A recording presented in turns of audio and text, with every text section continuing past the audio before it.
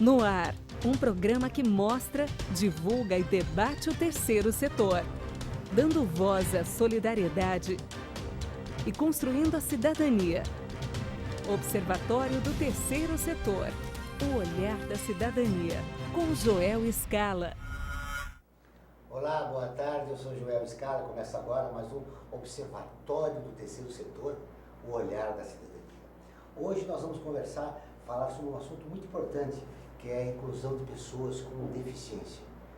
O preconceito em relação a essas pessoas aumentou ou diminuiu? Existe muito preconceito na nossa sociedade? As empresas estão cumprindo a lei de cotas? As empresas com mais de 100 funcionários, elas estão contratando deficientes? Vamos saber isso com os nossos convidados. Mas antes, excepcionalmente, no programa de hoje, aqui ao meu lado o nosso colunista, o Franco Valverde, o jornalista Franco Valverde, que fala sobre cultura. Vamos começar o programa hoje com cultura, falando em cultura. Boa tarde, Franco. Boa tarde, tudo bem? boa tarde, Joel. Boa tarde, Joel. Boa tarde você que está sintonizado no terceiro setor. Franco, esse assunto de pessoas com deficiência é muito importante, mas antes, a mobilidade na nossa cidade e o acesso à cultura é fundamental para essas pessoas não se sentirem excluídas, né, da nossa Sem sociedade. dúvida, sem dúvida. E nós temos notado cada vez mais que as salas de espetáculo, elas estão possibilitando, né, a participação da pessoa com deficiência. Né? Nós vemos que muitas salas de cinema têm um espaço já reservado, salas de espetáculos para os cadeirantes. Né? Nós temos também, às vezes, sessões especiais para os deficientes visuais, que conseguem ter uma descrição também do que está aparecendo na tela. Então a gente percebe que aos poucos a sociedade ela está se tornando inclusiva. Até um momento que não vai precisar dessas políticas de inclusão, porque isso vai ser uma coisa natural já na nossa sociedade. Né? Não é ideal, mas houve avanços, né? Sim. Quais são as novidades dessa semana? Hoje nós temos duas novidades aqui para os nossos espectadores. Nós temos a Mostra Cultural musical, na verdade, Mostra Musical Brasil-Cuba, que vai acontecer na Caixa Cultural. São dois músicos cubanos que vivem aqui no Brasil, o Pepe Cisneiro e o Fernando Ferrer, que vão apresentar um espetáculo com guajira, mambo, som, tchá-tchá-tchá, salsa, alguma coisa da nueva cubana, mambo. E, melhor, esse espetáculo que eles vão realizar de sexta, sábado e domingo são espetáculos gratuitos, e quem for participar do espetáculo no domingo, que começará às 7h15 da noite, vai participar também da gravação de um DVD. Eles vão gravar o DVD e as pessoas que vão participar do show, assistir o show, vão ver como é que se faz a gravação de um DVD ao vivo. Que legal. A caixa fica na Praça da Sé 111 e o que é interessante para as pessoas que vão participar, no horário comercial, retirar o seu ingresso. Isso é muito importante. Se esse Ferrer for da família daquele cantor do Horácio Ferrer? Horácio Ferrer é argentino, né? Ele é arqueiro, né? Então acho que não tem parede. Mas se for, é bom, né? Se o sobrenome valer, o músico é fantástico. Né? Então vale a pena você conferir. Será na Caixa, na Praça da Sé. Praça da Sé, 111. 111. Naquele prédio bonito, antigo da Caixa Econômica, né? No Caixa Cultural. Tá? E tem a outra dica que nós temos, que é o Olhar em Movimento. Olhar em Movimento, linguagens da arte cinética italiana nos anos 1950 e 1970. Né?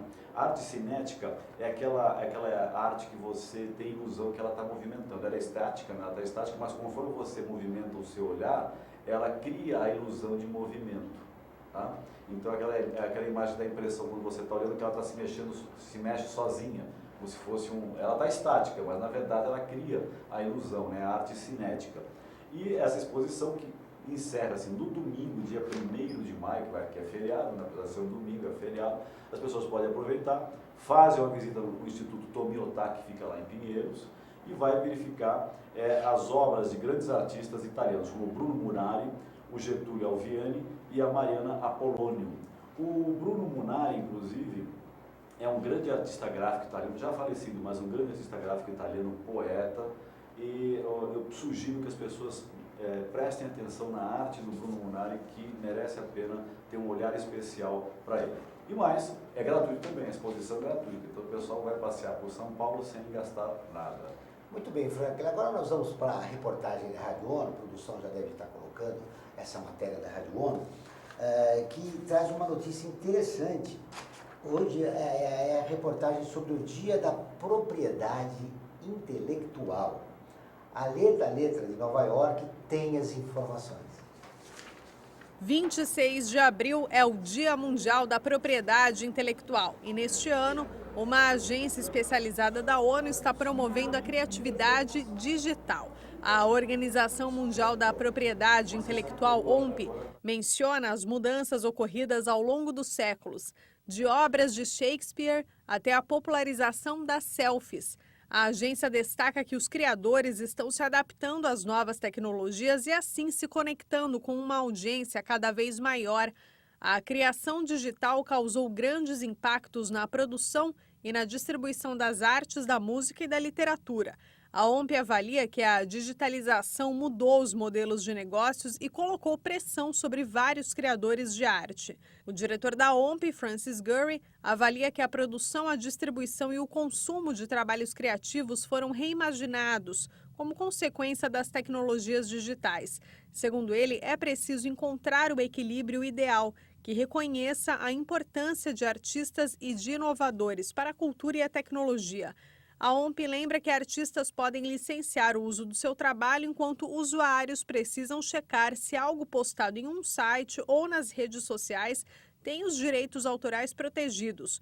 O material pode ser usado livremente por qualquer pessoa quando já for de domínio público, ou seja, após ter expirado o prazo de proteção dos direitos autorais. Para músicos, escritores e artistas em geral que compartilham seus trabalhos na internet, é importante utilizar o símbolo de copyright ao lado do nome do autor e ano de criação do material. Outra dica da OMP é incluir no site uma seção com os termos de uso dos trabalhos.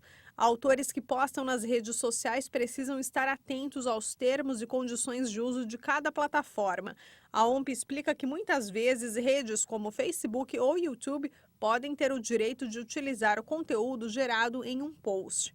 A agência destaca que mais de 80 países, incluindo Brasil, Portugal e Moçambique, vão promover eventos para celebrar nesta terça-feira o Dia Mundial da Propriedade Intelectual.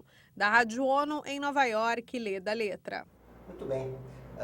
É muito importante, né, Franklin, comemorar essa data, agora com essa ferramenta das redes sociais, a propriedade intelectual.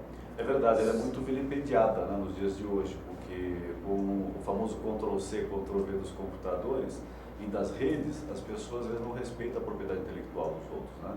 Simplesmente fazem a cópia do material, vão redistribuindo e o que é pior, né, não dão o crédito.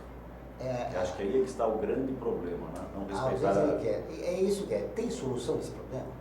Olha, acho que o problema passa pela educação, né? Porque tem legislação, a legislação já existe, ela está aí para defender a propriedade intelectual. Mecanismos para coibir isso, talvez não tenha sido de uma forma tão bem estruturada. Agora, pela educação, se você for usar, eu digo até para alunos, né, você pode usar o texto, a criação de quem for, só dê o crédito. Né? Isso que é fundamental, mais qualquer outra coisa. Né? Tem a questão financeira, mas mais do que isso, a questão do crédito. Quem criou isso? Tem que ser dito, olha, essa ideia é de fulano, esse texto foi escrito por Beltrano. Isso que eu acho que é fundamental. É um aspecto legal e ético, né? E ético, fundamentalmente. Fundamentalmente ético. Numa sociedade como a nossa, antiética vai ser muito difícil, né? Mas é uma luta, né? Que tem que ser trabalhada. Frank, continua a nossa campanha, eu me importo. Quase 1 milhão de pessoas já foram atingidas. Que maravilha. Olha, é a 7ª imagem. Você se importa com a ausência de crianças e adolescentes na escola? Aí está aí, ó.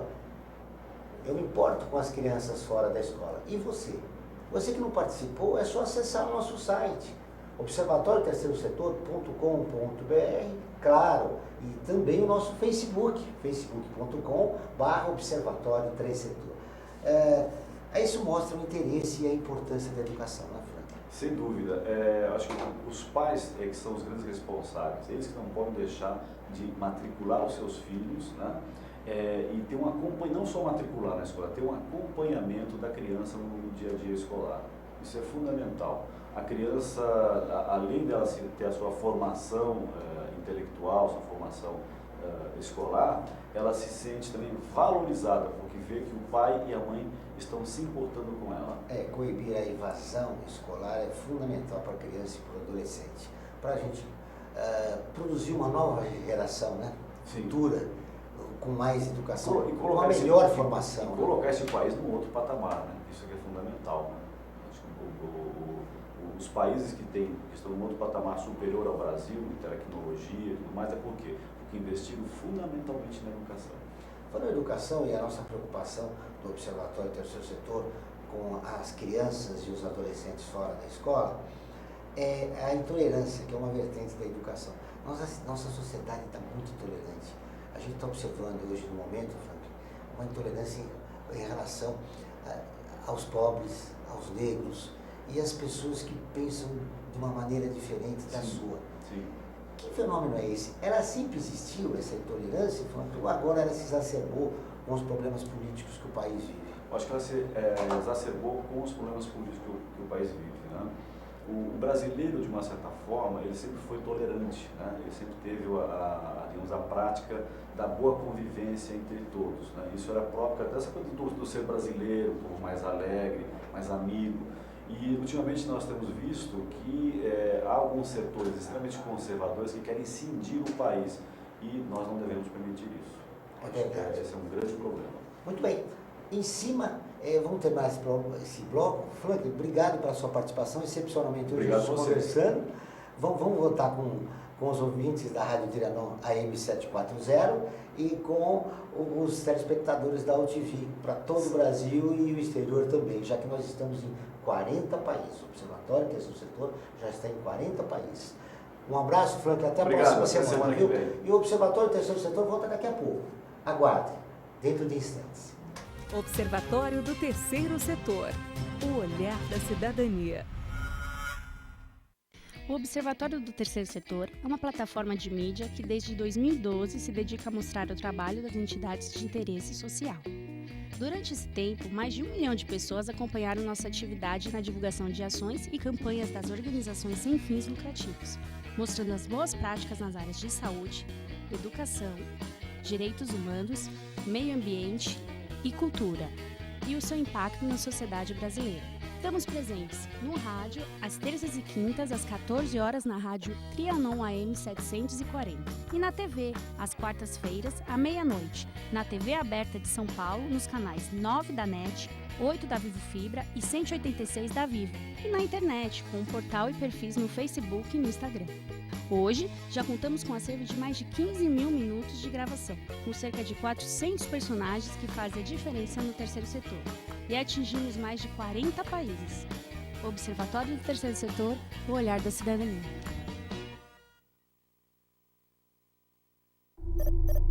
Internacionalizar a economia afeta o seu emprego? Para onde vai o Brasil? Ter opinião sem análise é só repetição. Repetição, repetição, repetição, repetição, repetição, repetição, repetição, repetição. Informação é importante. Análise é fundamental.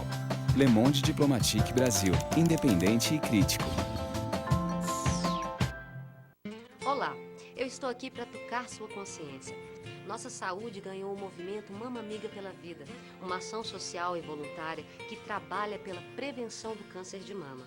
Esse trabalho leva informação às mulheres, apoio e um toque de carinho, com campanhas como a Rede de Pontos de Prevenção e o modelo Mama Amiga, que ensina a identificar possíveis alterações nas mamas. Para saber mais, acesse e participe desse grande movimento pela vida da mulher. Oi, eu sou Letícia Spiller e quero convidar vocês a fortalecer o movimento que quer criar uma lei para acabar com o desmatamento no Brasil. Nossas florestas não podem mais ser destruídas. São elas que garantem a nossa qualidade de vida. Eu quero floresta em pé, água fresca, clima ameno e desmatamento zero. E você? Participe, assine a petição.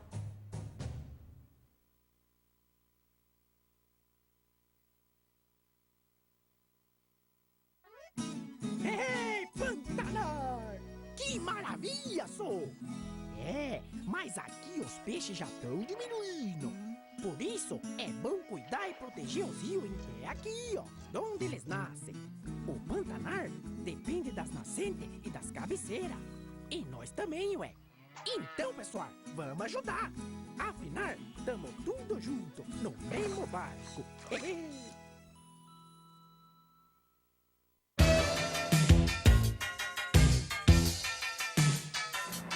Eu sou o Ronaldo Luiz, jornalista e apresentador do Agropapo aqui na UTV. E quero convidá-lo para você acompanhar o Talk Show do Agronegócio todas as terças e quintas, das 11 às 11h30 da manhã, aqui na TV da internet.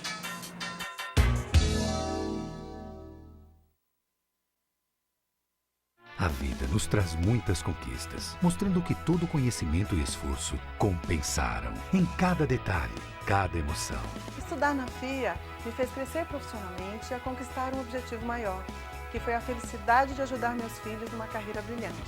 E a FIA compartilha esses sonhos com a melhor estrutura, corpo docente e networking que conduzem ao sucesso e à felicidade.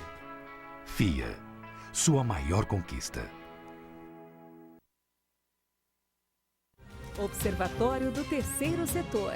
O olhar da cidadania.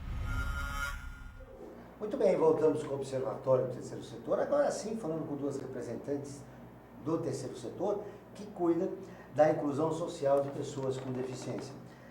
Eu recebo aqui no Observatório a Natália Mônica, que é coordenadora de esportes do Instituto Olga Cos.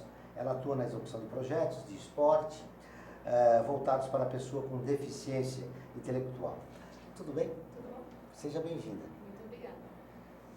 Qual é o projeto mais importante que vocês estão desenvolvendo agora no esporte? Os projetos mais importantes, na verdade, são os projetos que a gente auxilia essas pessoas com deficiência no processo de inclusão na vida social deles, no mercado de trabalho, né?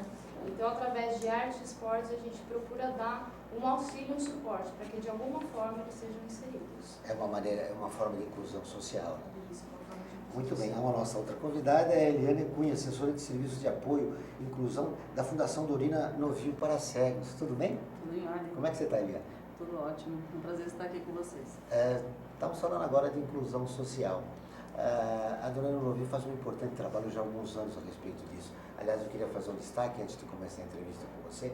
Eu estive na Pinacoteca e vi aquele trabalho excelente, mostrando os trabalhos para os cegos, no segundo andar da Pinacoteca. Já há algum tempo, né, esse trabalho da Dorina Novio.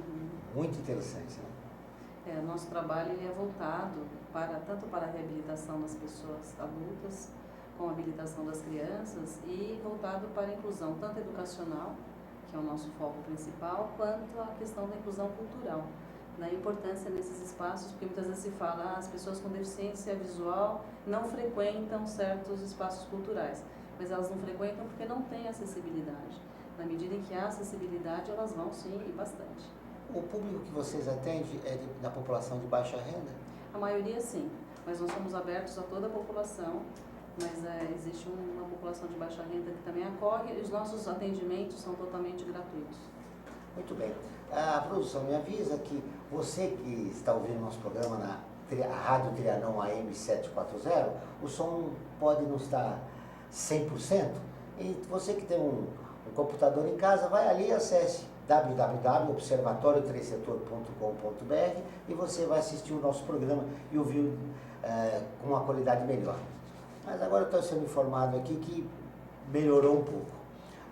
E também através do celular e do seu notebook. Tá? Então, Natália, a gente vai falar dessa população de baixa renda. Vocês também, o público de vocês é esse, né? O que mais te chamou a atenção durante esse tempo que você está trabalhando com o pessoal? O esporte realmente consegue, na inclusão social, mexer com a autoestima do deficiente? Certamente, certamente. O foco do Instituto, na verdade, é fazer parceria com instituições, porque nós temos na cidade de São Paulo muitas pessoas com deficiência, né? Então a gente percebe que existem as instituições focadas para trabalhar só com as pessoas com deficiência, mas de certa forma nem todas elas têm essa possibilidade, né? Então, através de parcerias com CELS, por exemplo, a gente consegue atender as pessoas que não têm prioritariamente atendimento nessas instituições. Então a gente tem dentro dos projetos pessoas com deficiência e pessoas em vulnerabilidade social, porque nós acreditamos que através deste encontro, né, é um processo, a gente consiga minimamente dar um suporte. E o esporte que o Instituto escolheu para atuação são artes marciais. Então a gente busca o melhor dessas filosofias, né, para auxiliar no processo de independência, processo de autonomia. Então, além da gente conseguir melhorar a qualidade de vida deles, a gente consegue proporcionar eventos que eles possam participar e demonstrar o que eles vêm aprendendo. O que mais vem à cabeça agora de quem está nos ouvindo e nos vendo é artes marciais não estimula a violência. Eu imaginei que vocês, o futebol, o voleibol, enfim, por que artes marciais? Então, existe toda essa, talvez um preconceito, podemos dizer assim, que a arte marcial é uma luta. De fato, ela pode ser caracterizada uma luta, mas para as pessoas que não conhecem o Karatê e o Taekwondo, eles têm uma filosofia que é respeito à hierarquia, né, compreensão de ordens, autonomia. Então existem os mestres da quais eles seguem. E como o Instituto é um instituto que visa a promoção e inclusão dessas pessoas, os nossos projetos eles são com uma metodologia diferenciada. Então a gente não pegou efetivamente o que tem a arte marcial, então a gente pegou parte desses movimentos, parte da filosofia e readequamos. Então quando as pessoas falam, então quer dizer, meu filho já tem uma predisposição à agressividade, ele vai se tornar mais agressivo? Não, muito pelo contrário. Porque ali não é a luta em si. A luta, diríamos, seria uma luta mais contra o preconceito, contra uma sociedade preconceituosa. Então, não é luta, é uma arte marcial. Vocês conseguem passar isso que você falou, né, para quem? Para a população de baixa renda, que precisa melhorar a sua autoestima, precisa ser integrada na sociedade e acaba sendo marginalizada. Tem esses pontos também. Muito bem, Eliana, a gente falou em autonomia, fundamental do deficiente visual, autonomia. Os projetos da Dorina Novil, uns eu já citei, que eu achei excelente, que é o da Pinacoteca. Que outros ajudam o cego na busca por autonomia e para que ele tenha mobilidade e possa se integrar na sociedade? Os nossos projetos estão muito voltados à própria reabilitação. Então, quando a pessoa se torna autônoma, independente, ela já tem o mundo à sua disposição. E projetos voltados para a educação inclusiva. Então, o nosso foco é pela educação, promover essa inclusão, na medida em que as pessoas têm acesso a escolas, desde da creche até o ensino universitário, e elas conseguem esse acesso à cultura e à educação, é uma questão de cidadania.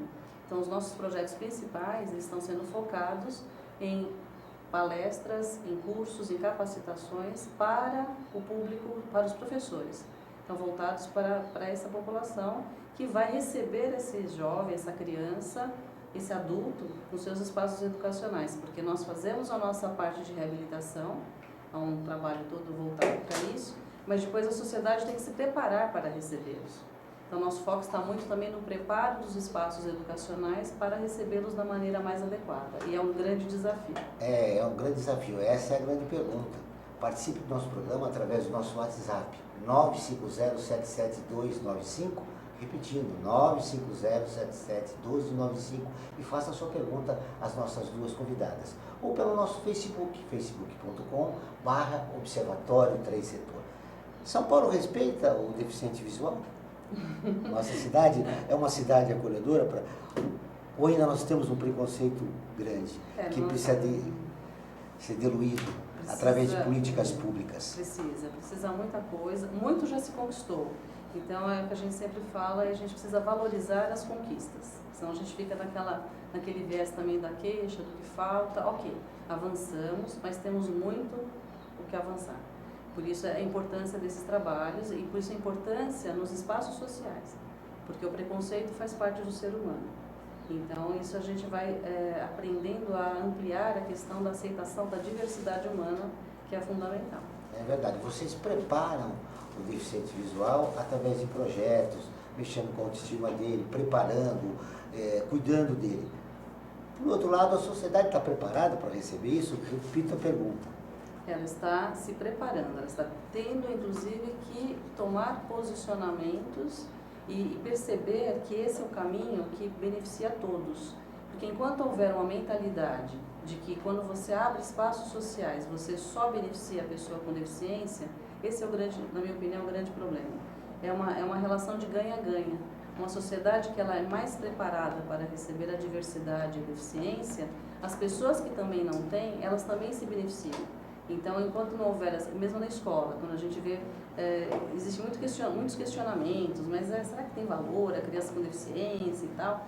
É muito bom para a criança com deficiência, é o melhor local para ela, e é muito bom para a criança sem deficiência, porque desde pequenininho ela aprende a conviver com essa diversidade. Então, há valores humanos que nem se mede, que acabam sendo estimulados e desenvolvidos pelo próprio convívio nessa sala de aula desde pequeno.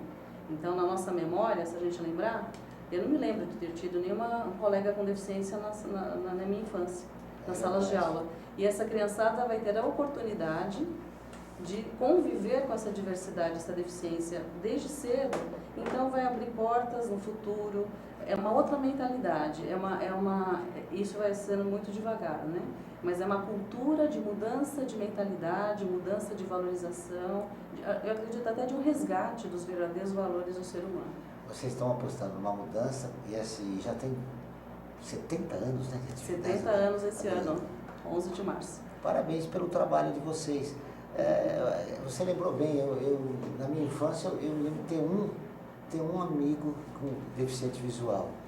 E hoje a sociedade já está se preparando. Nesse aspecto nós avançamos bastante, porque a gente vê deficientes visuais andando pela cidade e até se sentindo motivado de colaborar, atravessar numa rua. Eu mesmo já dei informação para 2 ou 3 deficientes no metrô. E o metrô tem um trabalho importante, né, de mobilidade. Já ele disponibiliza funcionários, né, para conduzir os deficientes visuais, né? E é interessante porque eles preparam essas pessoas. Então, é uma ajuda qualificada, né? Então, esses pequenos, que a gente fala assim, nossa, é uma pequena ajuda, não é grande, porque a pessoa com deficiência, ela vai se sentir bem assistida num espaço que é muito complicado. Imagina, andar de metrô em São Paulo, em horário de pico, é complicado para qualquer um. Você imagina tendo uma deficiência ainda visual, sem ter esse aporte de alguém, nem todo mundo tem um acompanhante, e não é essa a ideia. A ideia é que a pessoa tenha autonomia e independência, que ela saia sozinha, é o direito de ir e vir. Que bom, nesses 70 anos a Fundação Dorina Novil mudou, a sociedade mudou muito, né? Quais os projetos hoje que vocês apostam que possam ter uma mudança cultural, né? E o cidadão comece a compreender o deficiente visual de uma outra forma? Os nossos projetos estão muito focados, como eu te falei, na educação. Então, são projetos voltados dentro dos ambientes escolares. Então, nós levamos palestras, desenvolvemos materiais mesmo de apoio para que o próprio professor ele se sinta preparado para receber esse aluno. Então, na medida em que esses espaços educacionais eles se preparem, isso vai formar uma geração realmente preparada. Porque a inclusão ela é uma lei, né? Toda escola é obrigada a fazer a matrícula dessa criança. Agora, de fato, como que essa lei vai ser cumprida de uma maneira plena? Então, como esse aluno vai chegar nessa escola e vai ser, de fato, incluído, no sentido amplo da palavra. Depois do nosso intervalo, eu vou querer ouvir você, viu, Natália, sobre as dificuldades que vocês estão enfrentando lá para desenvolver os projetos, sobretudo na área de esporte, na hora de esportes. O Observatório do Terceiro Setor vai para o intervalo e volta dentro de instantes. Observatório do Terceiro Setor, o olhar da cidadania. O Observatório do Terceiro Setor é uma plataforma de mídia que desde 2012 se dedica a mostrar o trabalho das entidades de interesse social. Durante esse tempo, mais de 1 milhão de pessoas acompanharam nossa atividade na divulgação de ações e campanhas das organizações sem fins lucrativos, mostrando as boas práticas nas áreas de saúde, educação, direitos humanos, meio ambiente e cultura, e o seu impacto na sociedade brasileira. Estamos presentes no rádio, às terças e quintas, às 14 horas, na rádio Trianon AM 740. E na TV, às quartas-feiras, à meia-noite, na TV aberta de São Paulo, nos canais 9 da NET, 8 da Vivo Fibra e 186 da Vivo, e na internet, com um portal e perfis no Facebook e no Instagram. Hoje, já contamos com um acervo de mais de 15 mil minutos de gravação, com cerca de 400 personagens que fazem a diferença no terceiro setor, e atingimos mais de 40 países. Observatório do Terceiro Setor, o olhar da cidadania. Internacionalizar a economia afeta o seu emprego? Para onde vai o Brasil? Ter opinião sem análise é só repetição. Repetição, repetição, repetição, repetição, repetição, repetição, repetição, repetição.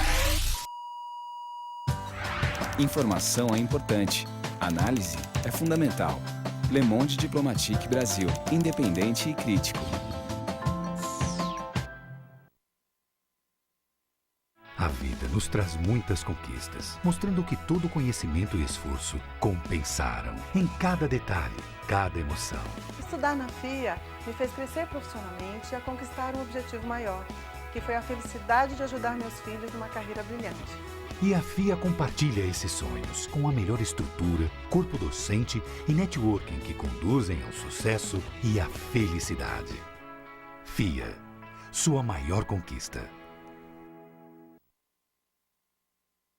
Observatório do Terceiro Setor, o olhar da cidadania. Muito bem, voltamos com o Observatório do Terceiro Setor, o olhar da cidadania. Antes do intervalo, eu falava com a Natália Mônaco a respeito da quais são as dificuldades que vocês estão enfrentados, mas aí eu olhei aqui, eu vi que a sua mão isso é produto da arte marcial? Não, isso foi fora. Foi fora? Futebolzinho. Futebol? Futebolzinho. E lá tem não, é só arte marcial, foi fora, né? Ainda não, foi fora. Sua formação é você é professora de educação? Educadora física. Educadora física. Isso. Usou muito, não equilibrou muito? Não deu tempo, na verdade. A pancada foi mais rápido, não deu tempo. E as dificuldades, me fala?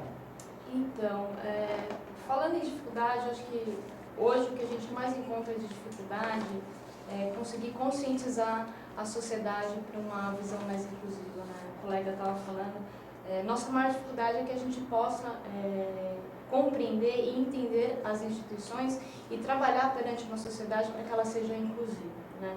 Frente às dificuldades que o Instituto apresenta hoje, é mais a dificuldade em captação de recursos desses projetos, né? Porque os projetos do Instituto, eles são todos incentivados. Então, a gente tem que escrever em todas as leis, de acordo com o estatuto e o objetivo que a gente tem, e aí a gente passa ao longo do ano trabalhando, buscando, para que no final do ano a gente tenha continuidade.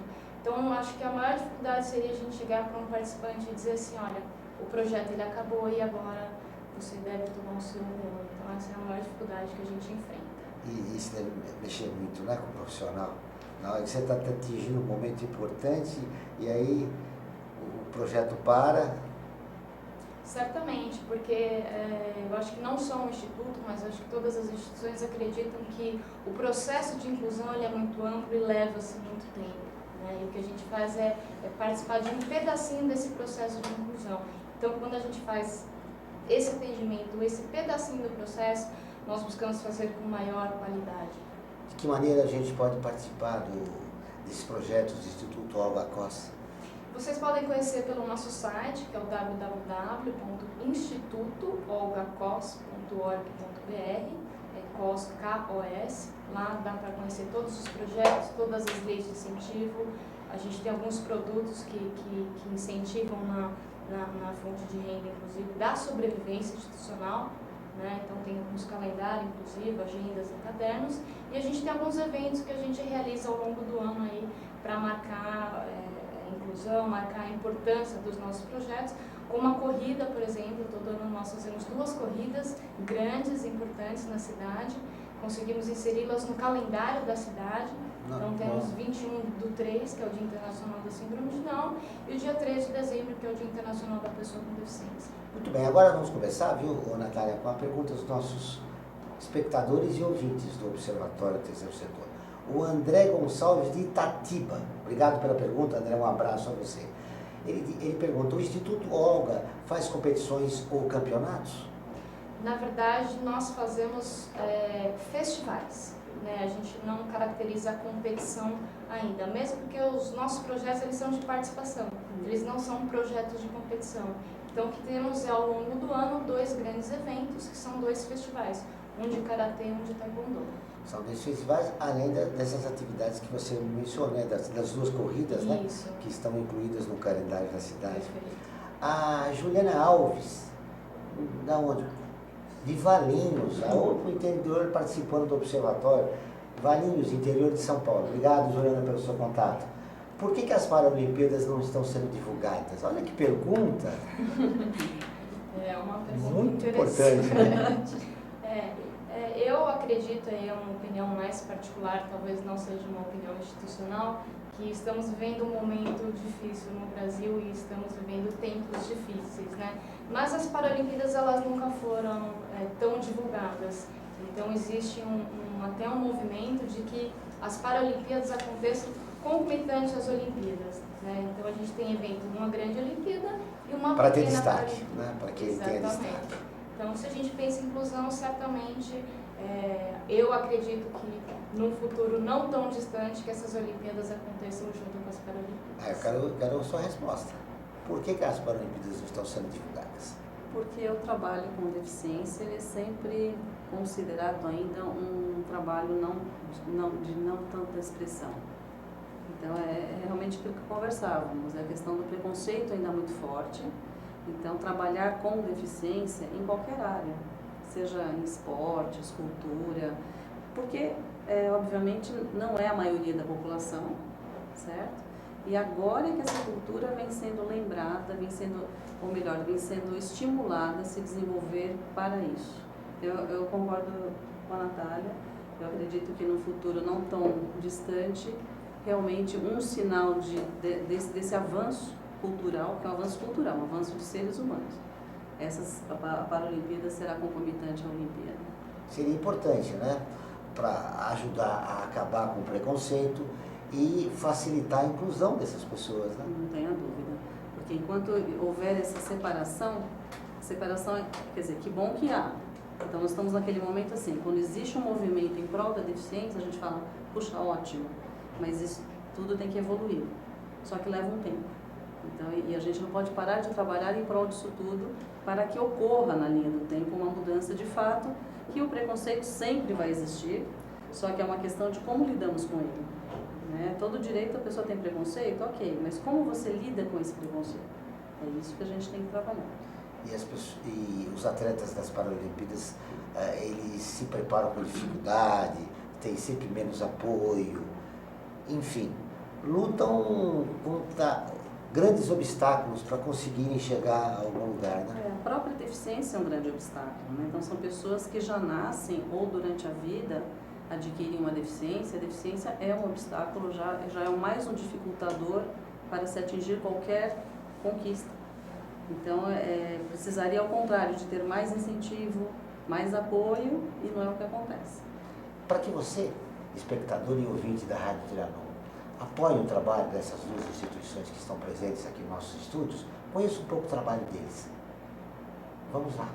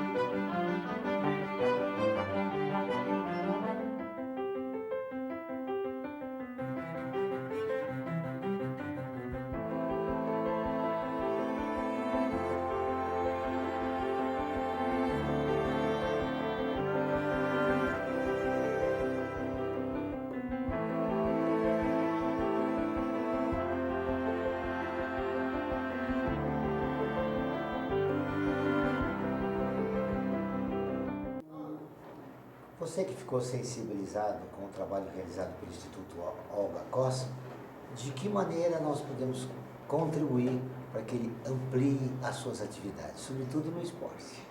De que maneira? Bom, veja bem, os projetos eles são abertos para quaisquer pessoas, né? Basta entrar agora no site e conhecer um pouquinho do que vai ser apresentado ao longo do ano, né? Esse ano a gente tem uma previsão de atender cerca de mais 2.500 pessoas na cidade de São Paulo. Então os projetos estão pela Zona Norte, Sul, Leste e Oeste, né? Lembrando que esses projetos são gratuitos, né? E a gente oferece as atividades de arte uma vez na semana, com duração de 2 horas, e no esporte 2 vezes na semana, com duração de 1 hora. Como é que o Instituto Olga Costa capta recursos para desenvolver seus projetos? Então, são projetos incentivados, né? Então, a gente escreve nas leis de incentivo e abre para captação. Então, essa captação ela pode vir via ICMS ou via IR, dependendo da lei de incentivo, né? Outras fontes que a gente consegue arrecadar são via calendários, cadernos inclusivos e agendas, né? Existe a conta que também no site que pessoas físicas podem fazer o aporte direto, né? E aí a gente tem também alguns quadros que são feitos pelos nossos participantes com deficiência que são colocados à venda, né? Então, parte dessa renda é destinada ao Instituto e outra parte é destinada, inclusive, aos participantes que fizeram o quadro. Vocês trabalham com uma equipe multidisciplinar, com voluntários? Trabalhamos. A gente não atua ainda com voluntário, né? Mesmo porque a gente não dá conta de trabalhar com tantas pessoas assim, né? Mas a nossa equipe é uma equipe multidisciplinar, então nós temos no esporte educadores físicos, fisioterapeutas, psicólogos, fotógrafos e os instrutores de artes marciais. Então, todos eles compõem uma equipe que vai auxiliar para trabalhar cada vez melhor a autonomia desses participantes. Mais uma pergunta de uma nossa espectadora ou ouvinte, é a Mariana Nunes do Tremembé. Parabéns às duas convidadas pelo trabalho. Essas atividades que vocês desenvolvem, tem ajuda do governo? Tem ajuda do governo a partir do momento que temos a lei de incentivo, né? Isso foi uma ideia criada aí pelos governos, né? Então a gente tem, mas também temos parcerias de várias secretarias que nos apoiam em São Paulo, né?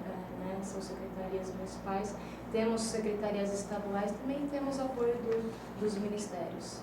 Eliana, como funciona a Dorina hoje? Então, da mesma forma, pelas leis de incentivo e também com os mantenedores, tanto empresas, nós temos empresas amigas, parceiras de muito tempo, que dão um aporte maior, e os mantenedores pessoa física, que basta entrar também no nosso site, que é o www.fundacaldorina.org.br.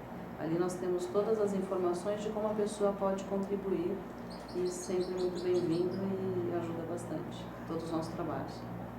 A Natália está falando da dificuldade de se trabalhar como voluntário, né? O deficiente visual também, a Dorina tem essa dificuldade, trabalha ou não? Você diz? Com voluntário. Nós temos voluntários, mas em áreas específicas. Então, como nós temos uma área de atendimento, nesta área de atendimento direto, a pessoa com deficiência visual, nós temos que ter profissionais especializados, então é um grupo contratado. Agora, os voluntários têm muitos trabalhos internos e externos que nos dão um suporte muito grande e são de grande valor. Trabalham como equipe de apoio. Equipe de apoio, exatamente. Especificamente no trabalho do tratamento dos deficientes, são só técnicos e profissionais especializados. Perfeito. Vamos conhecer um pouco do trabalho da Dorina no Rio? Veja que interessante. E aí ela tinha um desejo, assim, de continuar levando uma vida produtiva, independente, seguir os estudos. A gente trabalha com produção e distribuição de livros, tanto em braille, quanto em áudio, quanto na reabilitação de pessoas com deficiência visual, a complementação escolar para crianças, para o desenvolvimento, inclusive, de novas tecnologias, que é o caso do apoio da Oi Futuro no projeto Braille em Tagarela, né, que é uma inovação que a Fundação está trazendo. Então, a gente, na verdade, hoje trabalha com acesso à cultura, à educação, a trabalho, à saúde.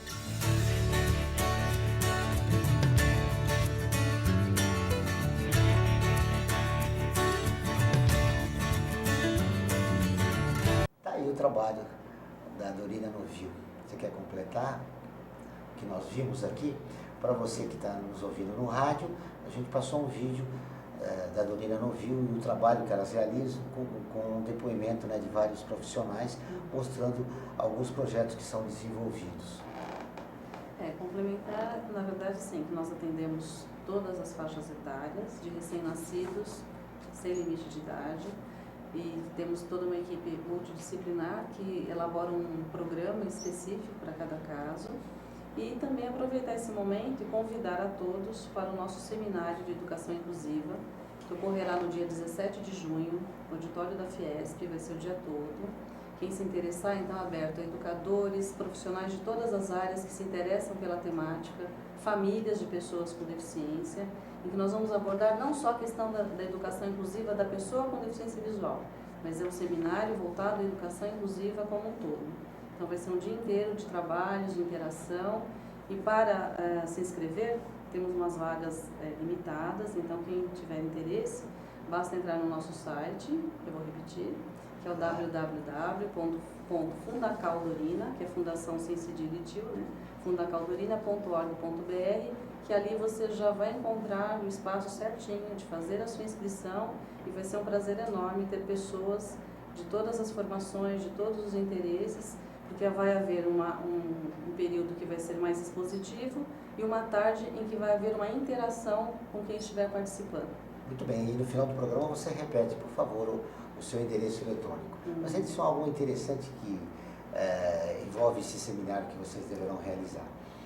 3 públicos, os multiplicadores de opinião, para que eles tenham uma nova compreensão das dificuldades do deficiente visual na sociedade como um todo, e familiares. Várias entrevistas que eu fiz no passado se destacava muito o preconceito contra o deficiente visual, começa na própria família. É isso mesmo. É isso mesmo. Então, um dos pilares fundamentais é a família. Então, nós consideramos a própria pessoa, os papéis de cada ator nesse cenário, mas a família é fundamental. Se a família não for bem trabalhada, por isso que o nosso foco, o nosso cliente, não é só a pessoa com deficiência visual, é ela e a sua família. Porque na medida que a família compreender melhor, aceita e sabe como lidar, ela vai ser a maior porta-voz desta causa para o mundo. Muito bem. O Instituto G. Barbosa busca parcerias para a iniciativa de interação social. A ação tem como objetivo acompanhar profissionais com deficiência ou encaminhá-las para o mercado de trabalho.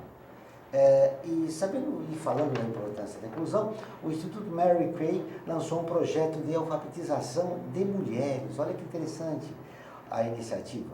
O programa atenderá inicialmente 300 pessoas em 4 estados brasileiros. Essas e outras notícias você pode conferir no nosso portal www.observatoriotercetor.com.br ou na nossa página no facebook.com/Observatório Tercetor. Muito bem. Mais perguntas? Nossa, então, vocês desculpem aí os ouvintes e os telespectadores do nosso programa, porque nós hoje não estamos podendo atender todo mundo. Aliás, como sempre, devido ao tempo, e passa o tempo, enfim, eu vou fazer a última pergunta, mas eu prometo a vocês, a partir do próximo programa ao vivo, nós encontraremos uma maneira de contemplar todas as perguntas para que vocês saiam satisfeitas, né? E os nossos convidados também. A Karina Mello, lá de Mariporã. Obrigado, Karina, um abraço a você, a Mariporã. Hoje no interior, né? O programa é muito rápido e muito bom. O que mais as convidadas, o que mais comoveu as convidadas no trabalho delas? Aí tá. Quantos anos você tem, Dorina Novil? 16 anos. 16 anos. E 27 anos na área. E 27 anos na área. Isso. Depois de 16 anos, você ainda lembra o que mais 16. Comoveu? 16. 16 na Fundação. Na Fundação. Só na Fundação? Só na Fundação. Isso. Então vamos falar da Fundação Dorina Novil. Uhum. Que experiência te mais tocou? Acredito que uma delas marcante foi quando eu atendia na clínica de baixa visão uma jovem mãe, uma gestante, que ao adaptar as lentes especiais, que ela tem baixa visão, ela desejou uma lente especial para ver o rosto do filho que ia nascer. Quando ela conseguiu isso, realmente foi algo que comoveu bastante e ainda comove. E algo que aconteceu até hoje, e acontece toda hora, mas hoje especialmente, no dia de hoje, dois jovens adolescentes que nós atendemos desde bebezinho e que apareceram lá para retomar alguns processos de reabilitação. E você vê aquela criançada que cresceu, passou conosco um tempo, foi para o mundo, foi para a escola, foi viver e agora retornou, e você vê um jovem estável, feliz, realizado e enfrentando as dificuldades com força, com vontade, com resiliência, e vem, toda vez que aparece, vem nos dar um beijo, um abraço e agradecer, e a gente é que fica grato, porque realmente a gratidão é a memória do coração, né? Então, quando vem uma pessoa dessa, assim, você fala, puxa vida, um pouquinho como a Fundação Dorina, ela modificou muitas vidas, modifica e vai modificar. Isso é gratificante. Muito. E você, Natália, o que mais te tocou? Mas me tocou um participante de aproximadamente 9 anos com paralisia cerebral. E ele foi uma luta para que a gente mantivesse ele nas oficinas, porque ele tinha muita dificuldade de locomoção, né, muita dificuldade de ter um transporte adequado que pudesse levá-lo ao projeto. E conseguimos auxiliá-lo, né, auxiliar a família para que buscasse o transporte adaptado. E ele ficou com a gente 3 anos, e praticamente não falava. E ao término do 3º ano do 3º projeto, na hora de receber a faixa dele, ele conseguiu levantar no palco sozinho, na velocidade dele, então ele vinha caminhando, quase que caindo, mas ele veio, e quando chegou para entregar, ele caiu nos braços do instrutor, e ali ele pôde receber a faixa, e ele conseguiu emitir alguns sons como se fosse um obrigado. Então, isso foi uma das cenas que mais me comoveu. Isso deixa a gente muito feliz, que é a conclusão, a efetivação do nosso trabalho, né? Acho que quem trabalha nessa área tem um amor muito grande. Além da busca da estabilidade profissional, quem trabalha na área de vocês, ela busca mais alguma coisa, né? Além de se manifestar a solidariedade humana. Você se sente uma profissional completa? Graças a Deus eu me sinto muito mais completa quando eu consigo ver as oficinas, ver esses participantes e ver que de alguma forma a gente consegue ajudá-los, né? Então acho que o maior reconhecimento aí é enxergar que ele tem um futuro muito promissor, que de alguma forma a gente participou desse processo. Muito bem, e você? 16 anos de Dorina não viu, né? Passou por experiências, você já falou aqui de uma delas. Você se sente uma profissional completa? Falta alguma coisa? Não falta nada, cada dia eu agradeço muito a profissão que eu exerço e esse local maravilhoso que é a Fundação Dorina, que é diferenciado. Quem trabalha lá e quem passa por lá, não dá para entrar e sair diferente. É uma história bonita que começou com a própria Dorina. Com a própria Dorina, com 17 anos perdendo a visão, ficando cega. E uma mulher diferenciadíssima, uma pessoa de referência, uma mulher brasileira que deve ser um motivo de orgulho para todos nós. Muito bem. No encerramento do nosso programa, eu queria suas conclusões finais. Muito obrigado, foi um prazer conhecê-la e saber que você é uma profissional solidária e não violenta, apesar do braço quebrado. Não, mas em nome do Instituto eu agradeço a participação. Acho que a minha conclusão seria que por um mundo melhor e por mais programas como esse, por mais bate-papos como esse, porque acho que a gente consegue de alguma forma apresentar os projetos, apresentar a pessoa com deficiência à sociedade, né? E aos poucos a gente vai quebrando essa barreira de preconceito e a gente vai entendendo que todos somos capazes, o que basta é uma oportunidade. Esse é um dos objetivos do Observatório do Terceiro Setor, mostrar atores como você que realizam um trabalho em função do próximo. Suas conclusões finais. Agradecer muito o espaço e esses espaços são fundamentais para dar a conhecer à população o trabalho que desenvolvemos e principalmente aumentar cada vez mais a crença nas pessoas com deficiência. Na medida que houver essa crença, eles têm um potencial enorme e dar oportunidades para que as pessoas se desenvolvam. Isso é fundamental. Parabéns pelo trabalho de vocês. Até um próximo programa. Espero que vocês venham encontrar grandes novidades a respeito do Dorina Novil e o Instituto. O Observatório do Terceiro Setor fica por aqui. Voltaremos na próxima semana. Até lá. Você acabou de ouvir um programa que mostra, divulga e debate o terceiro setor, dando voz à solidariedade e construindo a cidadania. Observatório do Terceiro Setor, o olhar da cidadania, com Joel Scala.